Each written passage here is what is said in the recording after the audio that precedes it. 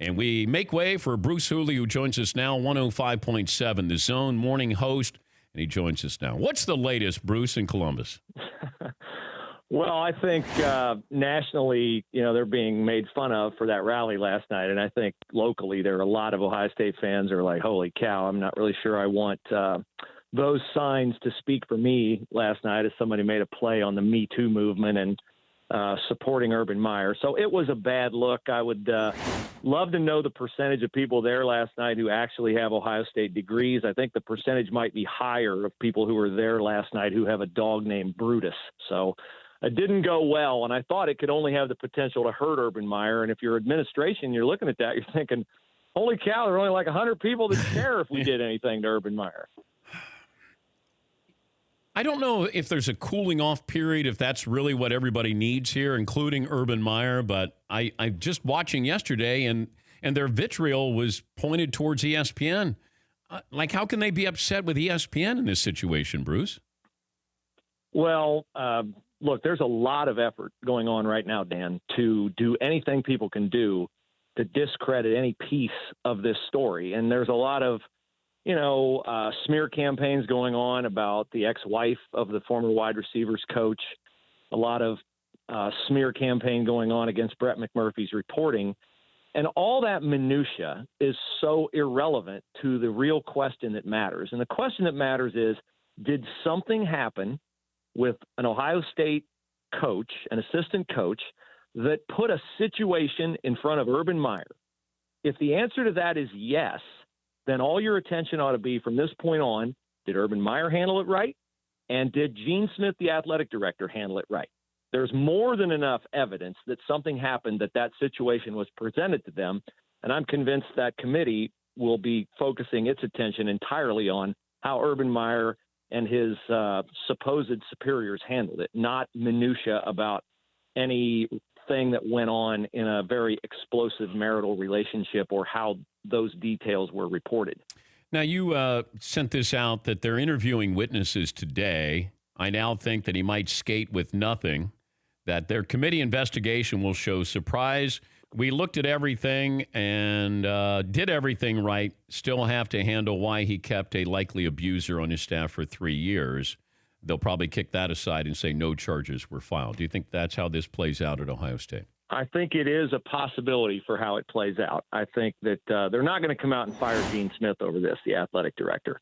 They're certainly not going to come out and take a university position vilifying the victim of the domestic violence.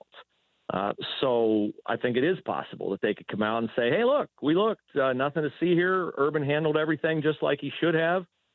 And then the question will be, well, why did you keep Zach Smith on the staff? And their only answer to that one that is plausible is there were no charges filed. Yeah, that one's still the puzzling part of this, that even if charges aren't filed, why does Urban Meyer, or does he get pressure from his wife to say, why are you keeping him on your staff when I've been in touch with, his ex-wife? That's still the puzzling part here, Bruce. Yeah, but Dan, he was Earl Bruce's grandson. If he's not Earl Bruce's grandson, he's not there. It's not a good enough reason. That's why we keep wanting to look for another reason. We want to find some nugget of truth here, but truth only really has value in matters like this when it's something you can weaponize against someone you don't like. Like we require in our families, we require truth from our kids or truth from our spouse or truth from our coworkers, but really now in where we are in sports and everywhere else, you only value truth if you can use it against somebody. If you're a Democrat, you want to, snark, we'll build a wall and Mexico will pay for it. If you're a Republican, you want to snark, I can keep your doctor. If you like your doctor, you can keep your doctor. Ohio State fans require honesty of Jim Harbaugh. If Harbaugh did this, they'd be all over him if he lied in Chicago. Buckeye fans, they don't require honesty from Urban Meyer. Michigan fans require it from Urban Meyer. So it's a really weird thing. The people that we embrace in the public space, we don't require honesty from them. We require it from the people we don't like so we can use it against them as a club. A week ago, a lot of people thought that Urban was going to be fired. Foregone conclusion here. Is there a chance that he skates, kind of punishment-free, penalty-free, no suspension?